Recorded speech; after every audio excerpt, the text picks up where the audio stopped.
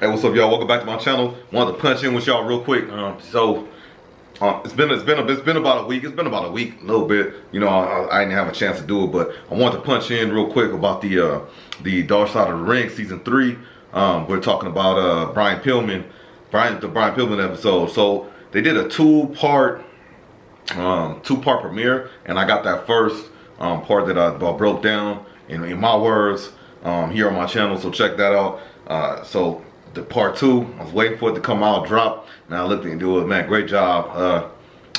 It kind of leaves you hanging on the edge of your seat, like wanting to know what's going on, even though you kind of had a feeling what's going on. And I was wondering about Brian Pillman's like drug use and all that stuff, and you know, alcohol and all that stuff. The part 1 did a good job of kind of focusing on what kind of man he was, what kind of family man he was, and how he did have his demons, you know, outside of children outside of marriages and marriage and things like that. But you know, one thing, the common denominator was his kids, and he made sure he took care of them. And a lot of things he did was for his kids, whether it was trying to negotiate the salary, trying to work that loose cannon angle for the salary, those type of things. That's all he did for his kids. So shout out to Brian Pillman for that.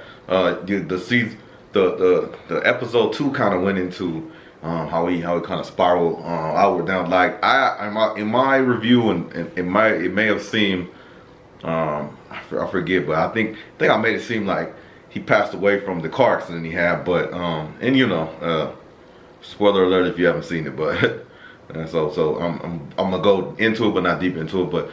But in fact, he didn't pass away from what that was like kind of right before he went to the WWE. And he got an accident, and he was right there at the cusp of breaking in and signing a big deal, bigger than what he had, or being able to negotiate one. And it seemed like he just wanted to get back to WCW. So that was the thing. That was the whole thing between him and Eric Bischoff. Did he play Eric Bischoff and Vince McMahon, which is new to everybody, because they're usually the master manipulators. But it was, and Eric Bischoff is alive to talk about it, so he's saying there's no way, you know, I told him to do this so he can get his value up, so he can come back and I can pay him more money, it'd be justifiable, which I could probably understand to be true. But then who likes to look like a fool, you know? And then, you know, the dead can't defend themselves. So either way, he had it was kind of a struggle. His widow was on there. The woman he was married to when she was dead. Now, you know, just awkward, strange, man. You know, and she was somewhat of a beautiful woman. When they met, you know, not judging like looks like that, but from what she looks like now to what she was, man, that's a rough life, man. You know what I'm saying? And you know, kind of the kids vouch for it. Like when daughters like said, hey, she's kind of, because she's so evil, she's living so long, and she has to suffer through, you know, all the drugs she did and stuff like that. And it was a lot of weird stuff with her. Like for instance, ultimately he gets signed by WWE, WWF, whatever you want to call it, by Vince McMahon, and he got a contract, but he still had that ankle issue. But he was so manipulative. He hit it well and all, but it was just killing him. And that was probably the downfall of his the start of his downfall, because of the fact that he was taking so many pain pills, and he started getting, even to the point where you know, his widow, who probably was doing the same drugs he was doing, or maybe she was doing something else, and that was later on. But it seemed like his stuff was pain pills, but which is common in a lot of wrestlers back then, and probably now, who knows, man. They say it's fake, but it's taking bumps every day like that, every week.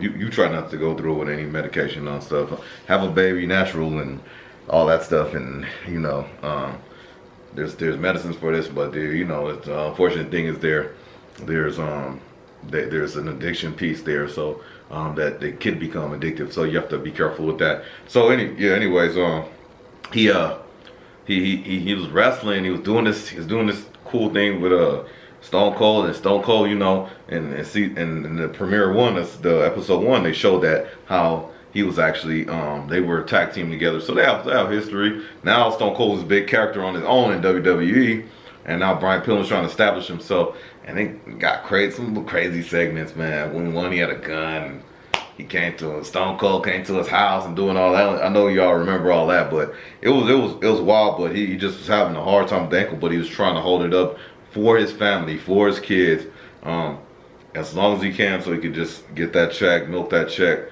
But you know, y'all understand, Brian Pillman, even though you've been seeing him for years, when I was younger, I was seeing him for years, WCW. As a young cat, he played in the NFL, he played in the CFL. You know, this athlete, you know, big, great physique, high flyer, you know what I'm saying, and had a lot of time to wrestle. He still was relatively young. He passed at 35, you know. That's relatively young, you know.